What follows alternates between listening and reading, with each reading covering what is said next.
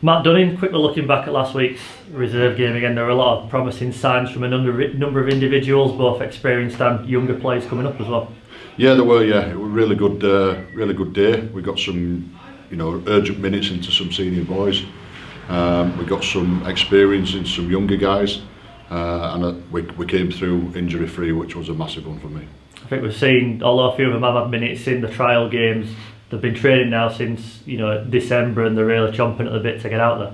Yeah, and I think when you break it down even further, Luke, some of them players, that was the first time they played 18 months. So there's a few coming back off long-term injuries that they had with the academy set up last year. And one or two haven't actually played since COVID, since the COVID lockdown. So, yeah, I'm absolutely delighted. Some really important minutes into senior blokes, and some of them have put their hand up for selection for the first team this week, and the junior guys have, a lot better for the experience playing against the first team.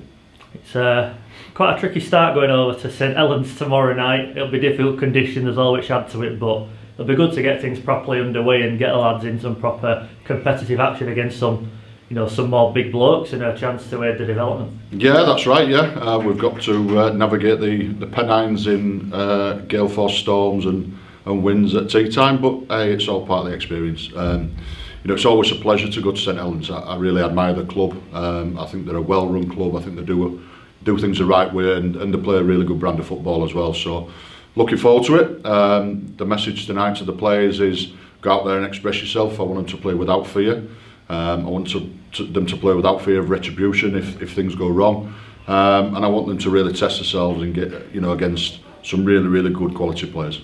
It is all about development, of course, this year, so it's an opportunity for them to go up against probably the best in the country. A good acid test, and then go from there with Leeds following the week after. Yeah, reserves is the final stage of development. So the main aim of the reserves is how many of them lads can we get ready for first team football. If they keep applying themselves in training and in the games the way they've started and the way they've gone through pre-season, I'm pretty confident we've got a fair few in there. The challenges with young people is how many times can they back it up.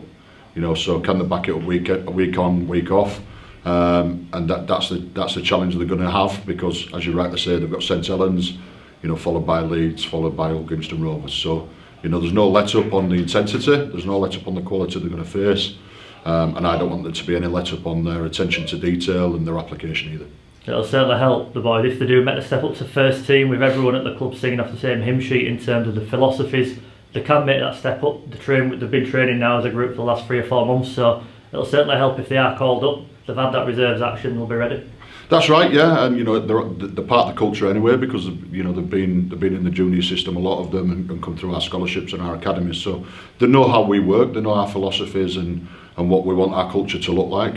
And it's just about the next progression to that. So can they maintain the standards that they've been used to, while also putting themselves through the rigour of senior exposure really. So that's the test. But yeah, it's one that I'm really enjoying at the moment. The players are enjoying, and it's a good place to be when they're here. Obviously, it's a good chance for yourself as well, for your development, a year as head coach of the reserves, to really get your hands dirty and get stuck in. How much are you looking forward to having your own team and being that go-to guy for them? Yeah, I really enjoyed the last year with it, but it lasted 5 weeks. So it's a different part of my role. It's one that I really enjoy.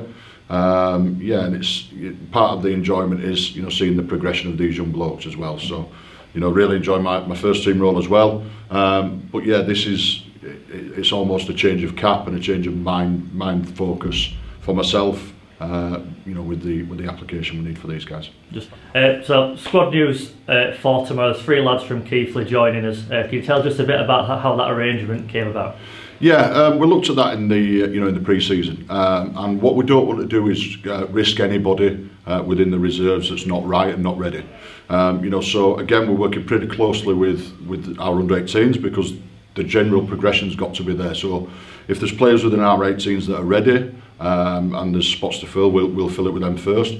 But we also was pretty mindful that if not, where do we get our players from? So I've got a good relationship with Andrew Henderson and Rhys Lovegrove at Keighley, and we had a chat through the pre-season, and we spoke about what do they do with their non-selected 21-man squad. So, you know, they've got a big squad of 28, 30 players, and there's always going to be players not playing. So they was really receptive and actually started to drive the process to where we are now.